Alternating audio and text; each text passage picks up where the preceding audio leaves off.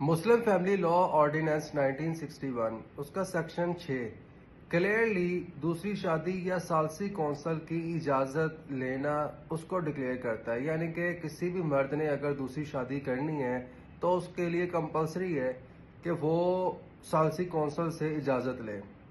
ثالثی council جو concern union council ہوتی ہے اس کے اندر ہی ایک کمیٹی بنائی جاتی ہے اور وہ دونوں فریقین کو سن کے اجازت دیتے ہیں۔ اب اجازت نہ لینا یا منہ زبانی اپنی بیوی کی اجازت لے لینا آپ کو 1 سال تک قید اور ساتھ جرمانہ بھی کروا سکتا ہے۔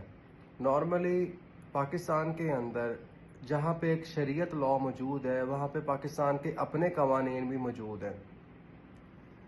اب اسی قوانین کے تحت بیوی سے اجازت لینا کمپلسری ہے۔